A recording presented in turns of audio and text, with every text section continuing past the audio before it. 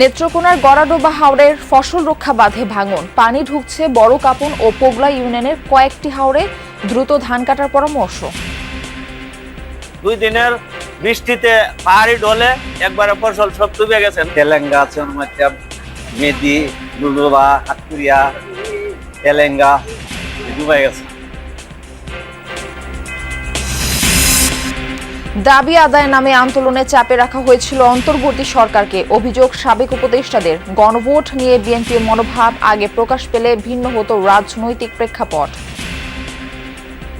একটা আন্দোলনে তো আমরা তো প্রায় হাজারখানেক 5 থেকে 600 আন্দোলন দেখেছি, এবং আমরা তখন টের পেয়েছি যে এটার পেছনে ডেফিনেটলি প্রেশার গ্রুপ আছে। অনেক সময় আমরা সচিবালয়ে দেখতাম যে আমরা 5টা বেজে গেছে, বেরোতে পারছি না, কারণ নিচে আন্দোলন হচ্ছে।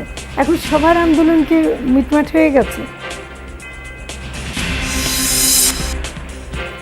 কোরবানির জন্য আগে ভাগে খামার থেকে পশু কেনার প্রবণতা বেড়েছে। কুষ্টিয়ায় জনপ্রিয় হচ্ছে লাইভ ওয়েট পদ্ধতিতে গরু বিক্রি। এখানে নিরিবিলি পরিবেশ, সুন্দর করে সাজানো আছে, গরুগুলো দেখে সুবিধা আছে। অনেকে আইসে আপনার গরু বায়না করে দিয়ে যাচ্ছে।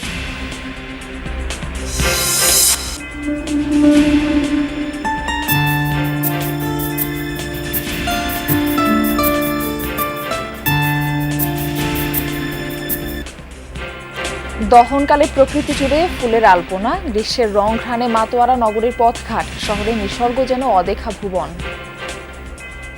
এত ফুল যে গ্রীষ্মকালে ফোটে, এতগুলো ফোটে জানতাম না। প্রাকৃতিক সৌন্দর্যটা যেরকম মানুষের মনও অনেক ভালো করে, প্লাস মানুষ এসে এখানে একটু বিনোদন নেয়।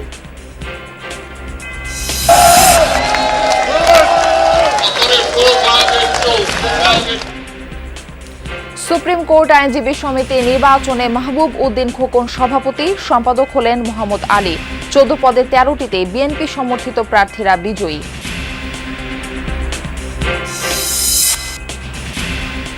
গুরুত্ব আর বন্ধনের বার্তা বয়ে চলেছে পরিবার। নোয়াখালীতে 54 বছর পর স্বজনদের কাছে ফিরলেন সৈয়দ আহমদ। মানিকগঞ্জে রক্তের সম্পর্ক ছাড়াই শিশুরা গড়েছে আপন জগৎ। তিস্তা মহাপ্রকল্প একনেকে পাশ না হওয়ায় বিরূপ প্রতিক্রিয়া নদী তীরবর্তী বাসিন্দাদের। পদ্মা ব্যারেজের মতো নিজস্ব অর্থায়নে বাস্তবায়নের দাবি। চীনে আজ ফের আলোচনায় বসছেন ট্রাম্প ও শি জিনপিং। ইরানের বিরুদ্ধে অব্যাহত থাকবে সামরিক ধ্বংসযজ্ঞ, মার্কিন প্রেসিডেন্টের টুইট।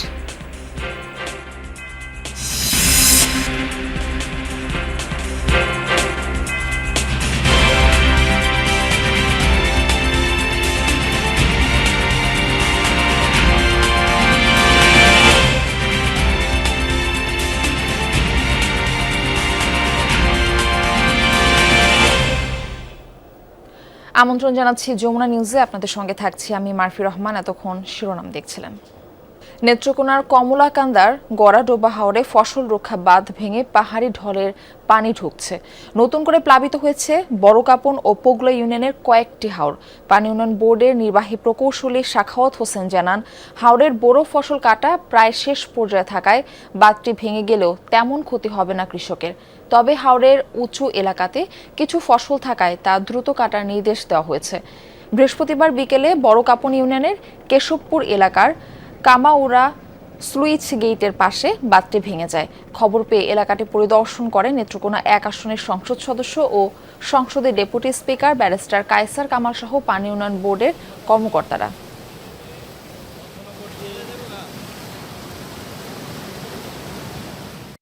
পানি বাড়তেছে, 2 দিনের বৃষ্টিতে পাহাড়ি ঢলে একবারে ফসল সব ডুবে গেছে, নষ্ট হয়ে গেছে। তেলেঙ্গা, চনমাটিয়া, মেদি, দুলুবা, হাটকুরিয়া, তেলেঙ্গা ডুবে গেছে।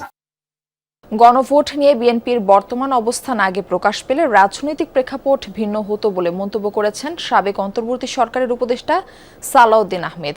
উপদেষ্টা ফরিদা আখতার বলেন, ভোটের আগে সকলের সম্মতি নিয়ে আয়োজন করা হয়েছিল গণভোট। আর আলী ইমাম মজুমদারের মতে সংস্কারের দাবি থেকে সরে আসা ঠিক না। 1.5 বছরে বিভিন্ন দাবি আদায়ের আন্দোলনে রাজনৈতিক ইন্ধন ছিল বলেও মনে করেন এই উপদেষ্টারা। তাদের সঙ্গে কথা বলেছেন সহকর্মী রাসেল আহমেদ। বিসমিল্লাহির রহমানির রহিম। ভিন্ন এক পরিস্থিতিতে 2024 সালে দায়িত্ব নেয় ডক্টর মোহাম্মদ ইউনূসের নেতৃত্বাধীন অন্তর্বর্তী সরকার। বিভিন্ন পেশা ও ছাত্র প্রতিনিধির সমন্বয়ে গড়া পরিষদ দায়িত্ব পালন করে 19 মাস। পরে তারা গেছেন নিজ নিজ পেশা বা লেখালেখিতে। প্রায় সবাই দেশে আছেন নিজ বাসা বা পুরনো কর্মস্থলে। জুলাই অভ্যুত্থানের পর নির্বাচন, বিচার ও সংস্কারের দাবি ছিল ছাত্র জনতার। ওই দায়িত্ব কতটা পালন করতে পেরেছে অন্তর্বর্তী সরকার? সাবেক 3 উপদেষ্টার মতে শুরু থেকেই দাবি আদায়ের আন্দোলনের নামে চাপে রাখা হয় অন্তর্বর্তী সরকারকে। জামাতে বলছে আপনারা দিয়ে দেন, অ্যাটলিস্ট রোজার পরে দিয়ে দেন, কিন্তু বিএনপিতে বলছে ডিসেম্বরে দিয়ে দেন স্ট্রংলি, এবং তারা বলছে আমরা আন্দোলন করব। এবং আমরা টের পাচ্ছিলাম যে ওরা প্রেশার ক্রিয়েট করবে এবং নানা রকম অস্থিরতা দেখছেন।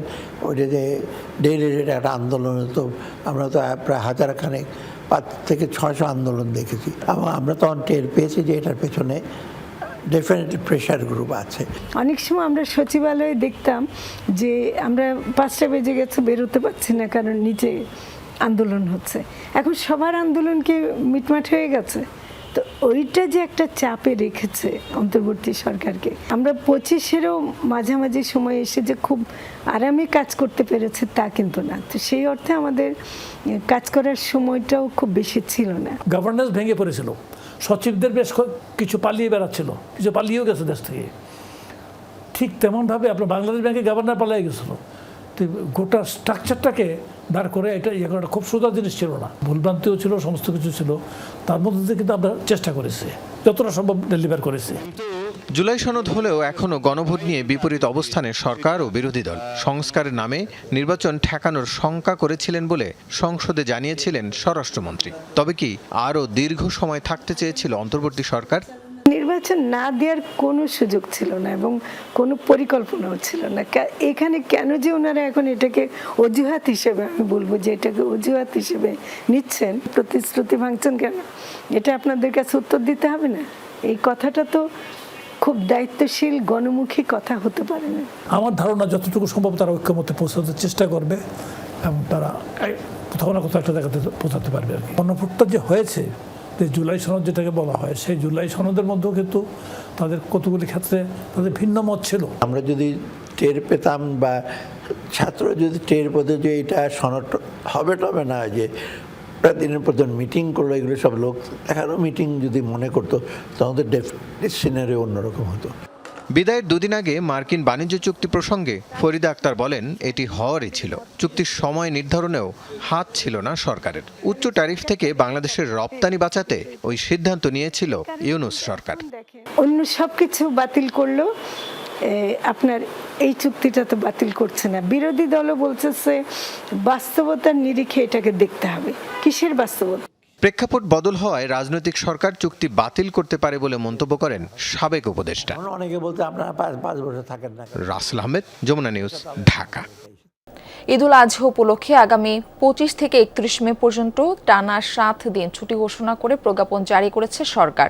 বৃহস্পতিবার জনপ্রশাসন মন্ত্রণালয় এই সংক্রান্ত প্রজ্ঞাপন প্রকাশ করে। প্রজ্ঞাপন অনুযায়ী আগামী 25 মে সোমবার থেকে 31 মে রোববার পর্যন্ত দেশের সব সরকারি, আধা সরকারি, স্বায়ত্তশাসিত, আধা স্বায়ত্তশাসিত ও বেসরকারি অফিস বন্ধ থাকবে। তবে 23 ও 24 তারিখ খোলা থাকবে অফিস।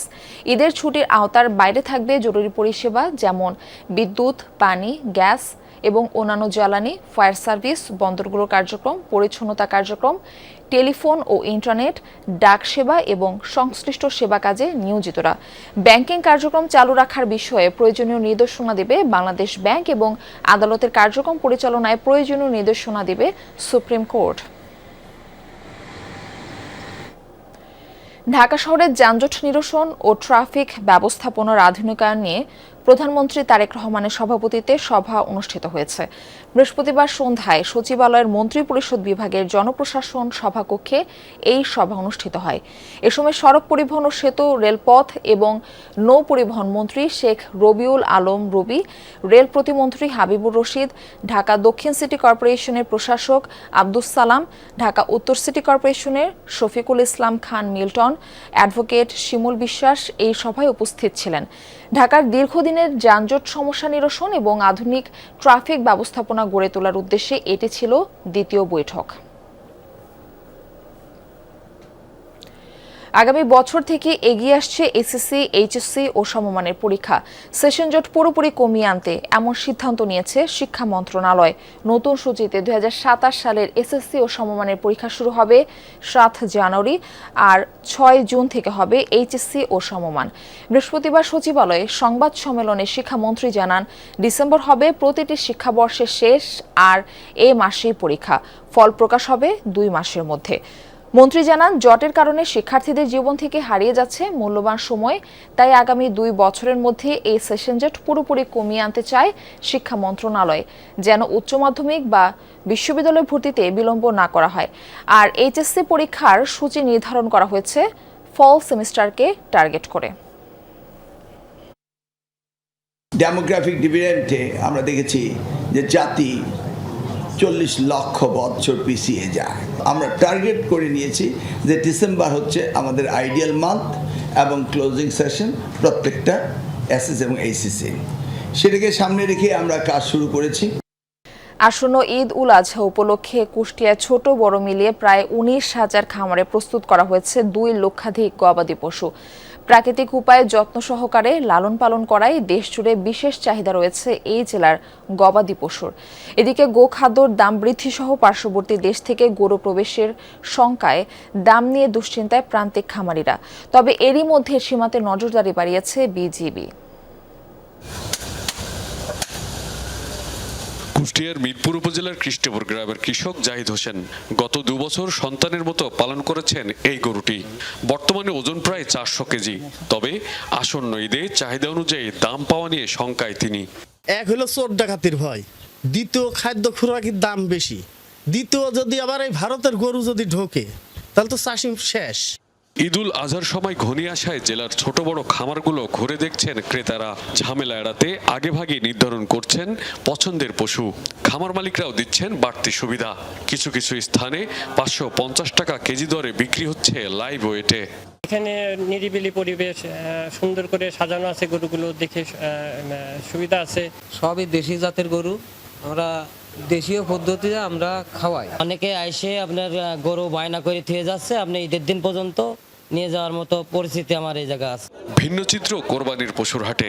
ব্যাপারীরা আকাশচুম্বী দাম হাঁকলেও ক্রেতারাও খুঁজছেন সাধ্যের মধ্যে। গতবার যে কিনেছি তার চেয়ে ডবল দাম, খুব বেশি গরু বেচার বেশি দাম, আর কিছু হচ্ছে না। বাজার ভালো না হইলে 20 টাকা দিয়ে আরো দেশে বাড়ি যাচ্ছে। ওই জন্য তাই হচ্ছে, লজ যাচ্ছে। এই গরু তো 76 কিনা 72 73 দাম হচ্ছে। এদিকে পার্শ্ববর্তী দেশ থেকে গরু অনুপ্রবেশ নিয়ে দুশ্চিন্তায় স্থানীয় খামারিরা। বিজিবি বলছে, এরই মধ্যে সীমান্ত এলাকায় টহলের পাশাপাশি বাড়ানো হয়েছে নজরদারি। যেখানে কাঁটাতার আছে 29 কিলোমিটারের মতো জায়গা, ওদিক দিয়ে গরু আসার আসলে কোনো অপশনই নাই। বাকি যে 17 কিলোমিটার আছে এটাও আসলে নদী বেষ্টিত। এদিক দিয়ে রাস্তাটা এত দুর্গম যে এখান দিয়েও আসলে গরু পাচারকারীরা গরু নিয়ে আসাটা নিয়ারলি ইম্পসিবল। কুরবানিকে সামনে রেখে ডেফিনেটলি আমাদের সতর্কতা তো আরও বাড়ানো হয়েছে আমাদের সাইড থেকে।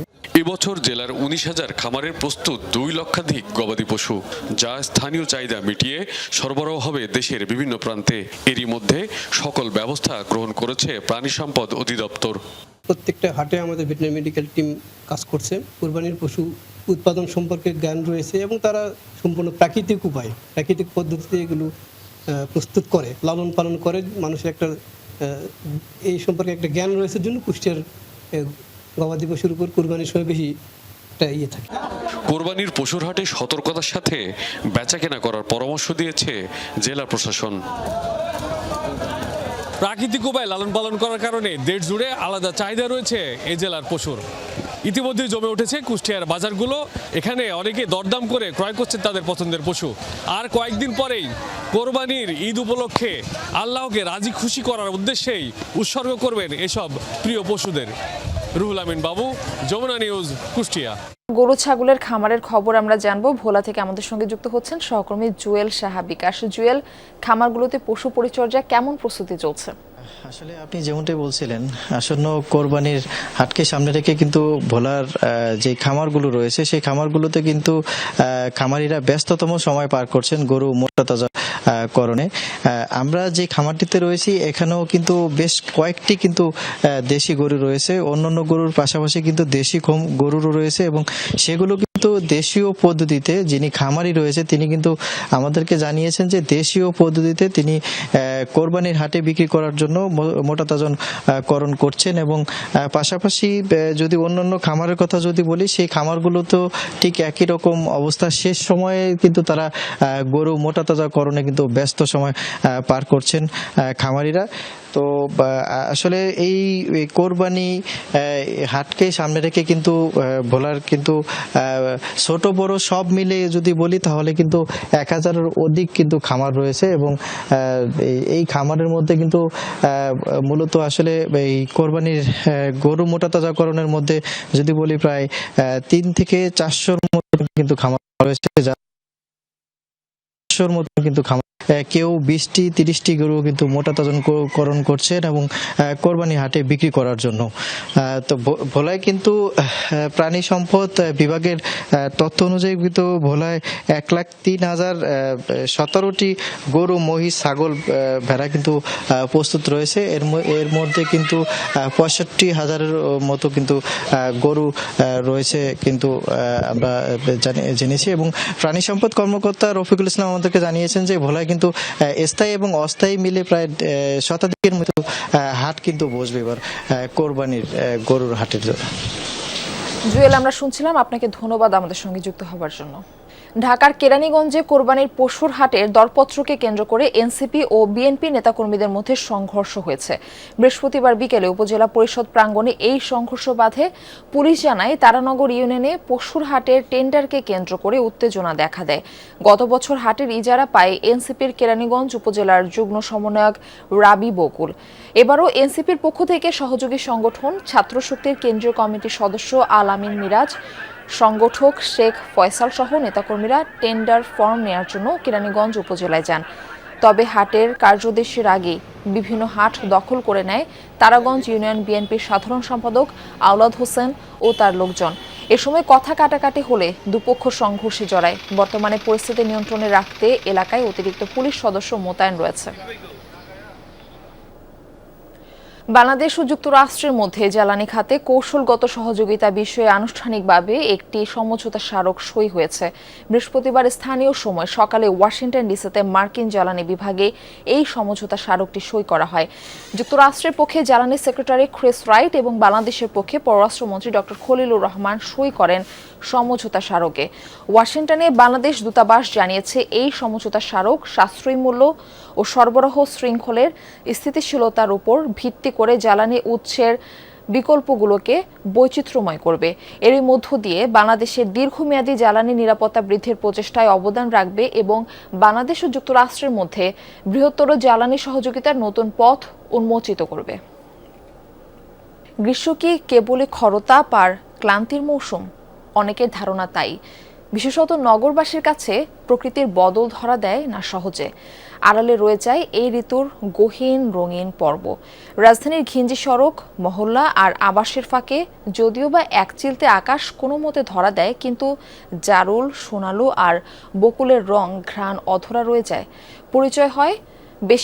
পরিচয় হয় না বেশিরভাগ ফুলের সাথে। সহকর্মী শওকত মঞ্জুর শান্তর সেই জৌলুসপূর্ণ নিসর্গের খোঁজ নিয়েছেন, ছবি তুলেছেন জিহাদ ইসলাম ও মাহফুজ মিঠু।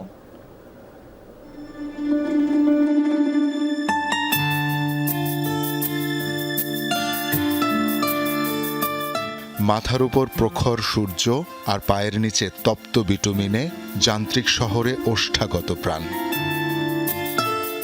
গ্রীষ্মের এই দহন জ্বালা ধরায় পোড়া চোখে। হঠাৎ পথ চলতে থমকে যেতে হয় প্রকৃতির আলপনার হাতছানিতে।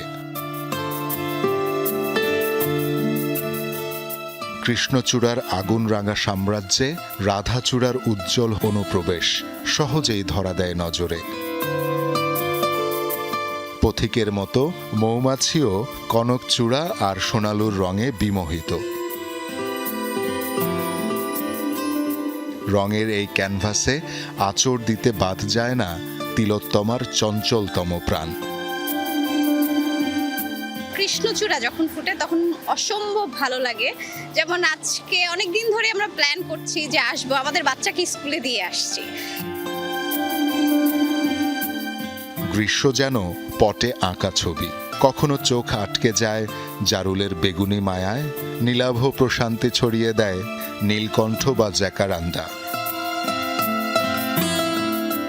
বাগান বিলাসের ঘন উল্লাস, নাগরিকের এফোর ওফোর করা উচ্ছ্বাস, কোথাও রক্তরাগের গাঢ় লাল আবিরকেও হার মানায়। আবেশ মাখা বিকেল হারিয়ে যায় লাল সোনালুর দীপ্তিতে।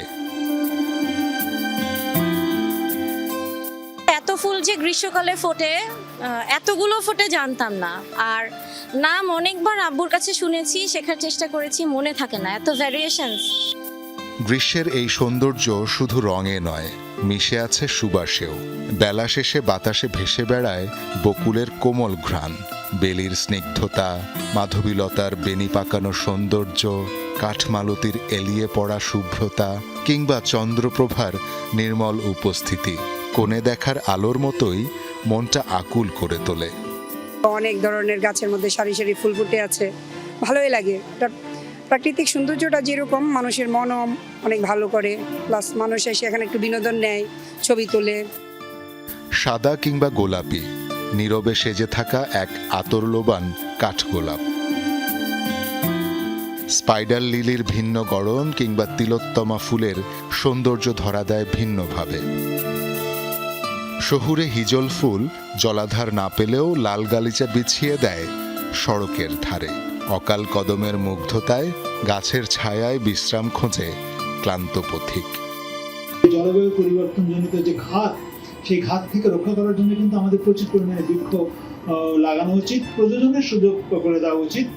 তারপর আসলে বীজ সংরক্ষণ করা উচিত এবং কি করে আসলে সংরক্ষণ করা যায় সেজন্য একটা সমন্বিত কর্মসূচি নেওয়া উচিত।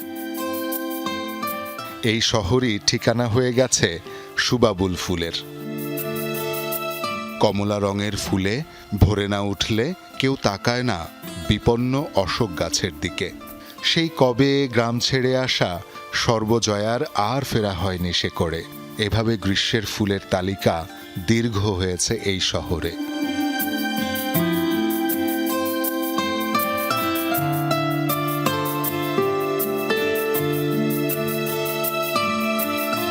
গ্রীষ্মকে আমরা অনেকেই অনেক বেশি তাপ অথবা কষ্টের ঋতু হিসেবেই মনে করি, যদিও এই সময়ে প্রকৃতি সবচেয়ে বেশি রং ছড়ায়, সবচেয়ে বেশি ফুল ফোটায়। গাছে গাছে প্রতিটি ফুল আমাদের মনে করিয়ে দেয় বাংলার গ্রীষ্ম রুক্ষতার আড়ালে অনন্য এক সৌন্দর্যের প্রতিচ্ছবি। বাংলার প্রকৃতি বলে দেয় সব ঋতুরই আলাদা সৌন্দর্য আছে যদি তাকিয়ে দেখার চোখ থাকে। শওকত মঞ্জুর শান্ত, যমুনা নিউজ, ঢাকা। দীর্ঘ 22 বছর পর কাল চাঁদপুর যাচ্ছেন প্রধানমন্ত্রী তারেক রহমান। সরকারি এই সফরকে ঘিরে পুরো জেলায় নেওয়া হয়েছে ব্যাপক প্রস্তুতি।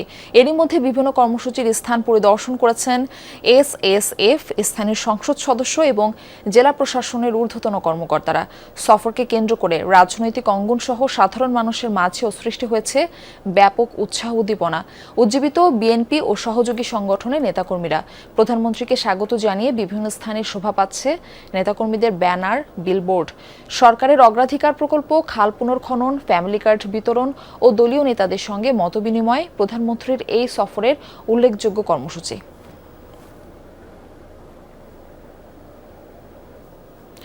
সুপ্রিম কোর্ট আইনজীবী সমিতি নির্বাচনে 14টি পদের মধ্যে সভাপতি ও সম্পাদক সহ 13টি পদে বিজয়ী হয়েছেন বিএনপির সমর্থিত নীল প্যানেলের প্রার্থীরা। ভোট গ্রহণ শেষে বৃহস্পতিবার রাতে 10টার দিকে ভোট গণনা শুরু হয়।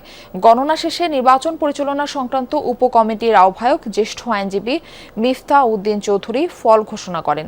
ঘোষিত ফলাফল অনুসারে নীল প্যানেল থেকে সভাপতি পদে এম মাহমুদ উদ্দিন খোকন 2984 ভোট পেয়ে বিজয়ী হয়েছেন। এই পদে তার প্রতিদ্বন্দ্বী সবুজ প্যানেলের আব্দুল বাতেন পেয়েছেন 788 ভোট। আর সম্পাদক পদে নীল প্যানেল থেকে 2582 ভোট পেয়ে জয়ী হয়েছেন মোহাম্মদ আলী। এই পদে তার প্রতিদ্বন্দ্বী সবুজ প্যানেলের এম রেজাউল করিম খন্দকার 786 ভোট পেয়েছেন। 14টি পদের মধ্যে সদস্যের একটিতে জয় পেয়েছেন জামায়াত সমর্থিত আইনজীবী ঐক্য সবুজ প্যানেলের প্রার্থী। আমি হৃদয়ের অন্তঃস্থিত জানাচ্ছি সুপ্রিম কোর্টের আইনজীবী বন্ধুদেরকে, যারা এই নির্বাচনে আমাদের নির্বাচিত করেছেন এবং এবং আমাদের বিশাল এক দায়িত্ব দিয়েছে।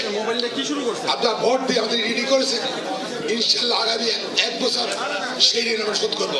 পরিবার আছে শব্দে সমাজে, আবেগে বন্ধনে পরিবার এখন নিখোঁজ বিজ্ঞপ্তি। ধরুন দুজনের পরিবার, সেখানে অগ্রাধিকার ব্যক্তিগত সময়ের, প্রযুক্তি কিংবা হাল আমলের আধুনিকতার, অথচ বিপদে সংকটে আনন্দ সম্ভাবনায় পরিবারই থাকে। বিপরীতে একান্নবর্তী পরিবার যেন ভিন্ন এক বার্তা দেয়, জানায় শক্তি ও সাহসের কথা। সহকর্মী আহমেদ রেজা জানাচ্ছেন এমনই এক একান্নবর্তী পরিবারের গল্প। ছবি তানভীর মিজানের।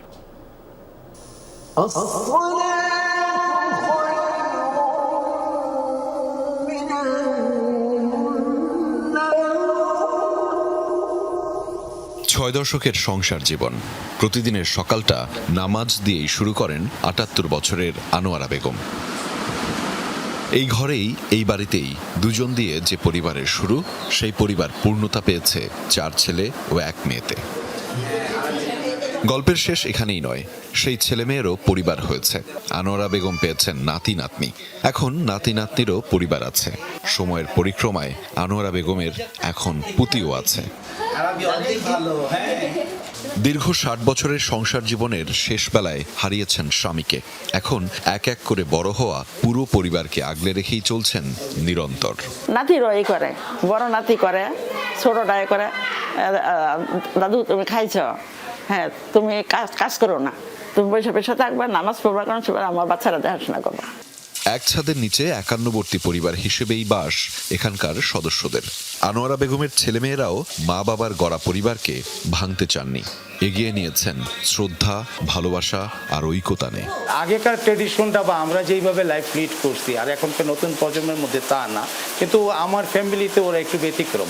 ওরা সব ব্যাপারে শেয়ার করে এবং পাশে থাকার, সাথে থাকার, একসাথে থাকার চেষ্টা করে। ভিন্ন মত থাকে, মান অভিমান থাকে, কখনো রাগারাগি হয়, কখনো কথা কাটাকাটি হতে পারে, কিন্তু দিন শেষে আমরা সবাই এক। আমার বাবা চাইতেন যে আমরা সবসময় একসাথে থাকি। আসলে একসাথে থাকার যে আনন্দটা, এটা যারা থাকে তারা বুঝতে পারে এবং তাদের মধ্যে কোনো ভয় থাকে না। কেউ অসুস্থ হোক, অথবা কোনো বিপদ হোক, কেউ না কেউ থাকে। প্রজন্মের সারথি হিসেবে তাদের সন্তান আঞ্জুমও চায় সেই রেওয়াজ ধরে রাখতে, যেন কোনোভাবেই ছিন্ন না হয় এই বন্ধন। সাথে আছে তারও পরের প্রজন্ম। পরিবারের বন্ধন রক্ষায় সামিল মিলেনিয়াল, জেনজি এবং আলফা জেনারেশন। একসাথে থাকার যে মজাটা, সেটা আমি ছোটবেলা থেকে দেখে আসছি, এক্সপেরিয়েন্স করে আসছি এবং আমি কোনোভাবে এটা থেকে সরে যেতে চাই না। সবাই যখন থাকে বাড়িতে অনেক হই হুল্লা থাকে, অনেক খেলাধুলা হয়, অনেক জায়গায় ঘুরতে যাওয়া হয়। বউ হিসেবে এসেছিলেন ঘরে, এখন এবারেরই মেয়ে।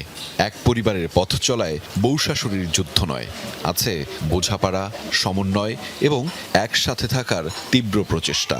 যখন দেখি আমার মেয়েকে তার দাদাদের সাথে খেলে, তখন আমার কাছে খুব ভালো লাগে। তার বড় আম্মুর সাথে যখন খেলে, তখন আমার আরো খুব ভালো লাগে। এখানে আসার পর যখন সবাইকে পেলাম, আমার এত ভালো লেগেছে এই বাড়িতে আসার পরে, তখন আমার মনে হলো যে এই বন্ডিংটা ধরে রাখতে হবে। এটা খুব সুন্দর একটা বন্ডিং। পরিবার মানে শক্তি, পরিবার মানে সাহস।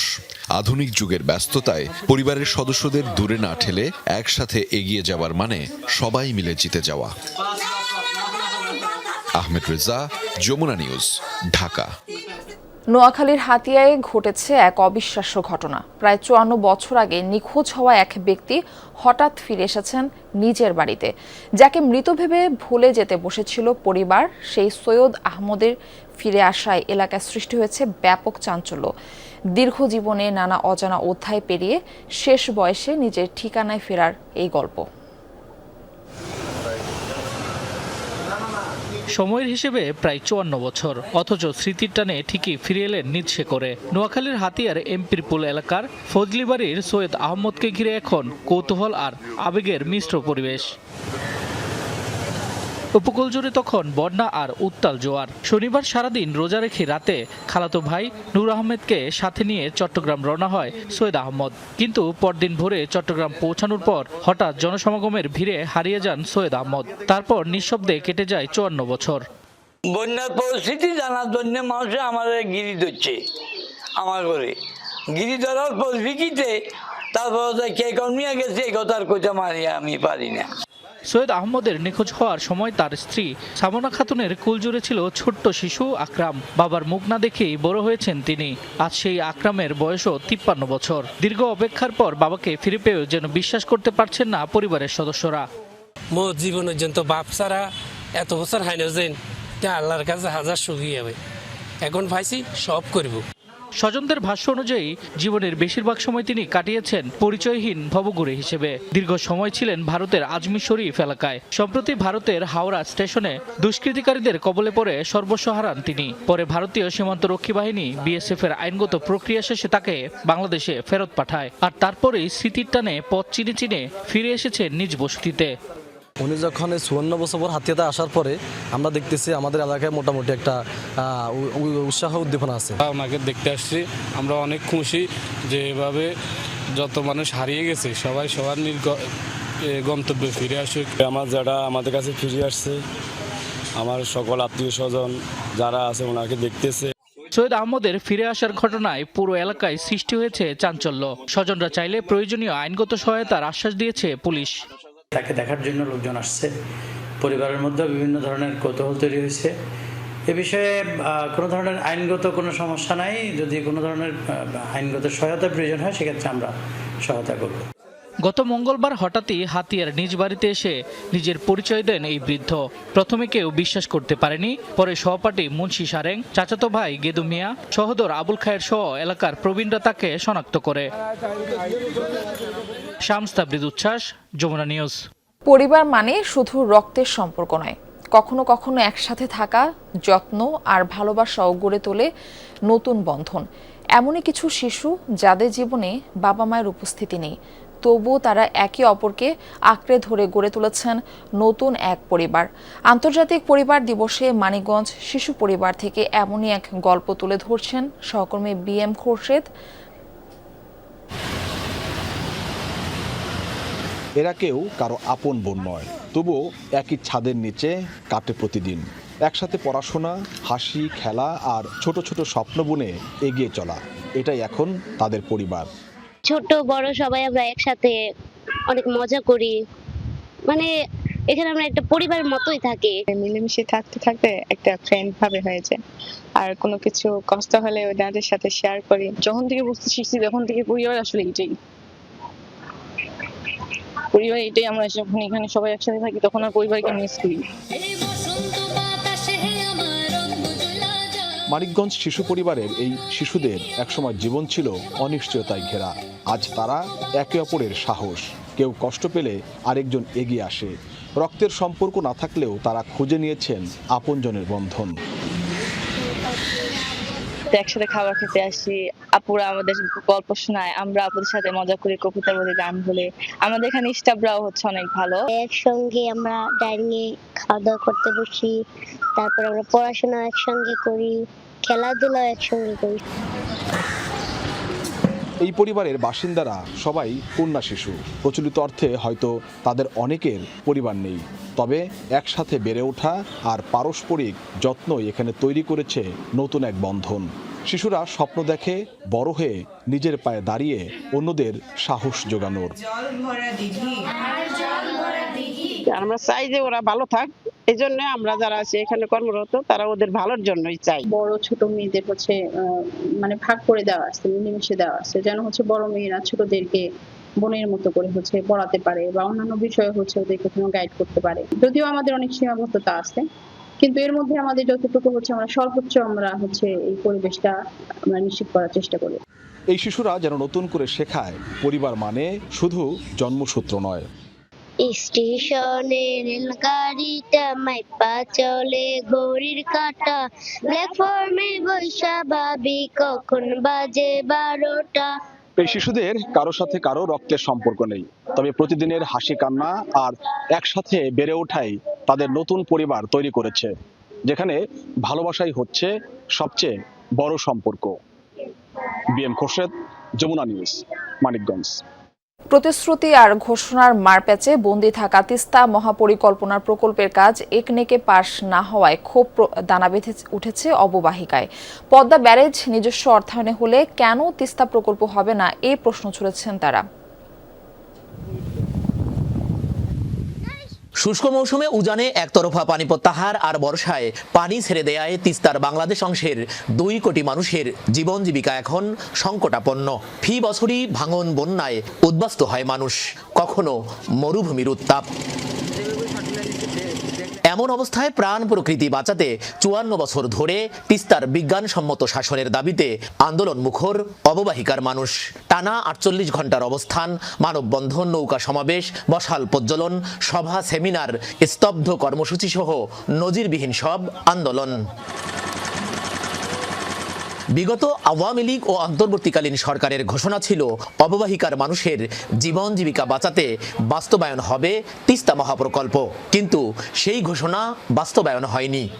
আমরা আশা করছি সকল রাষ্ট্রীয় সরকারি আনুষ্ঠানিকতা শেষ করে 2026 সালের 1 জানুয়ারি থেকে আমরা কাজ শুরু করতে পারি। আন্দোলনে অনলাইনে যুক্ত হয়ে এবং নির্বাচনী জনসভায় বর্তমান প্রধানমন্ত্রীও ঘোষণা দিয়েছিলেন অগ্রাধিকার দিয়ে করা হবে তিস্তা মহাপরিকল্পনার কাজ। রাষ্ট্র পরিচালনার দায়িত্ব পেলে আগামী দিনে অবশ্যই আমরা অগ্রাধিকার ভিত্তিতে তিস্তা মহাপরিকল্পনা বাস্তবায়নের সব রকম উদ্যোগ আমরা ইনশাল্লাহ গ্রহণ করব।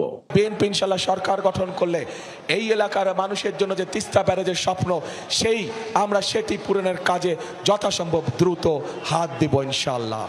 এমন প্রতিশ্রুতিতে নির্বাচিত সরকারের সময়ে তিস্তা প্রকল্প শুরু হবে আশা ছিল অববাহিকার মানুষের, কিন্তু বুধবারের একনেকের বৈঠকে তিস্তা প্রকল্পের নাম না থাকায় বিরূপ প্রতিক্রিয়া নদী পাড়ে। আমরা যে অবহেলিত, সেখান থেকে তিস্তা মহাপ্রকল্প বাস্তবায়নের মধ্য দিয়ে আমরা একটা উত্তরণের পথ দেখছিলাম, আমরা আশা করছিলাম সেটি হবে, কিন্তু আমরা বারবার বলছি যে কোনো দিকে না তাকিয়ে নিজস্ব অর্থায়নে তিস্তা মহাপ্রকল্প বাস্তবায়ন করা হোক। আমরা বারবারই দাবি করেছি যে নিজস্ব অর্থায়নে এই কর্মসূচিটা শুরু করা হোক, পরবর্তীতে বাইরে থেকে অর্থ আসবে কি আসবে না সেটা পরের ব্যাপার।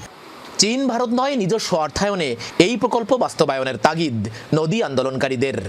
যদি আমাদের তিস্তা মহাপরিকল্পনা বাস্তবায়ন বিলম্ব হয় তাহলে এই হতাশার রেখাটা দীর্ঘ হবে। এই তিস্তা মহাপরিকল্পনা অগ্রাধিকার পরিকল্পনা সেইটি ঘোষণা না হয় মানুষের মধ্যে বিক্ষোভ দানা বাঁধছে। 10 বছর মেয়াদী তিস্তা প্রকল্পের প্রস্তাবিত ব্যয়ের পরিমাণ 12,000 কোটি টাকা। চীনের অর্থায়নে প্রকল্পটি বাস্তবায়নের আশা দেখাচ্ছে সরকার। এই অঞ্চলের মানুষের প্রশ্ন, আদৌ এই প্রকল্পটি কি বাস্তবায়ন হবে?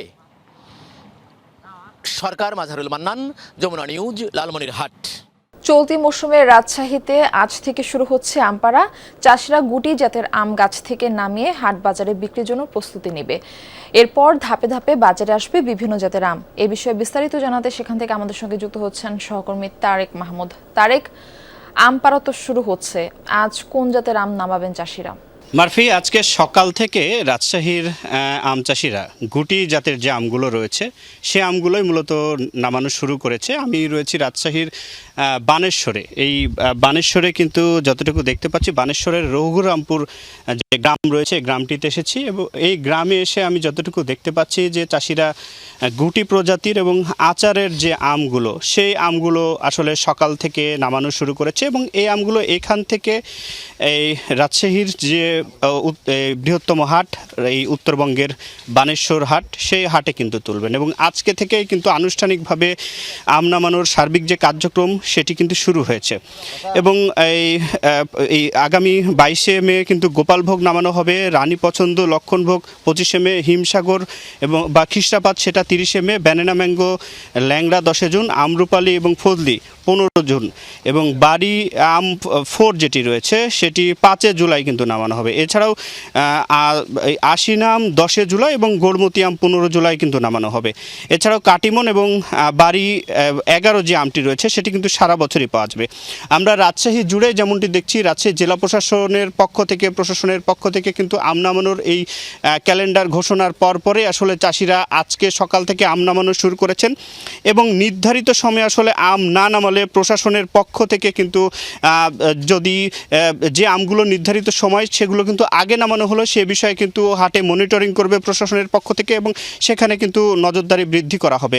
এবং এখন পর্যন্ত রাজশাহীতে যতটুকু আমি দেখতে পাচ্ছি সকাল থেকে রাজশাহীর বিভিন্ন এলাকায় আসলে আম ভাঙার যে সার্বিক কার্যক্রম সেটি কিন্তু শুরু হয়েছে এবং গুটি এবং আচারের যে আমগুলো রয়েছে যেগুলো পাকা শুরু করেছে সেই আমগুলোই মূলত চাষিরা সকাল থেকে নামানো শুরু করেছেন এবং এই গ্রামগুলো থেকে আসলে এই গাছ থেকে আম নামিয়ে তারপর তারা বন্টন করবেন। আপনাকে ধন্যবাদ তারেক যুক্ত হওয়ার জন্য। ইরানের বিরুদ্ধে অব্যাহত থাকবে সামরিক ধ্বংসযজ্ঞ। চীনের প্রেসিডেন্ট শি জিনপিং এর সাথে দ্বিতীয় দিনের বৈঠকে বসার ঠিক আগেই এমন হুমকি মার্কিন প্রেসিডেন্ট ডোনাল্ড ট্রাম্পের। শুক্রবার সকালে নিজের ট্রুথ সোশ্যালে এক পোস্টে এই কথা জানান তিনি। বলেন, এখনও পুরোপুরি শেষ হয়নি ইরানের বিরুদ্ধে মার্কিন সামরিক অভিযান। যুক্তরাষ্ট্র পতনের পথে থাকা একটি দেশ চীনা প্রেসিডেন্টের এমন মন্তব্যের ব্যাখ্যা দেন ট্রাম্প। দাবি করেন শি আসলে আগের বাইডেন প্রশাসনকে ইঙ্গিত দিয়ে এই কথা বলেছিলেন। মার্কিন প্রেসিডেন্টের দাবি, তার প্রশাসনের 16 মাসে ওয়াশিংটনের অভূতপূর্ব উত্থান দেখেছে বিশ্ব। রেকর্ড উচ্চতায় পৌঁছেছে শেয়ার বাজার। ভেনেজুয়েলার সঙ্গে সম্পর্ক উন্নয়নেরও দাবি করেন ট্রাম্প।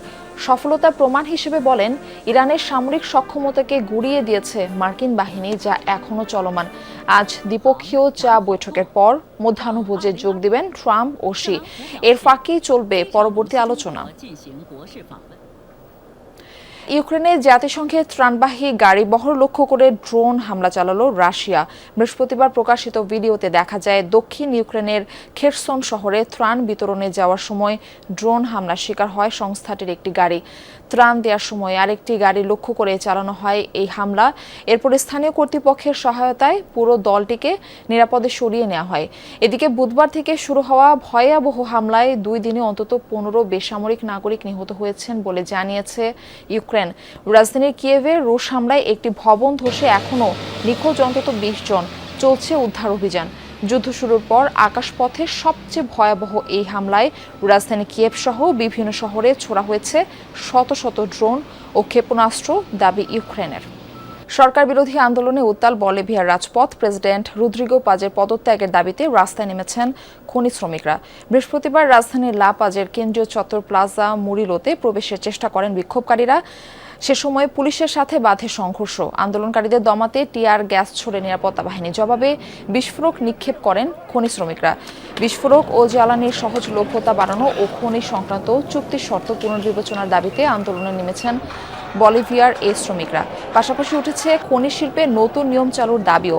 খনি শ্রমিকদের পাশাপাশি কৃষক ও বিভিন্ন শ্রমিক অধিকার সংগঠনও অংশ নিচ্ছে বিক্ষোভে।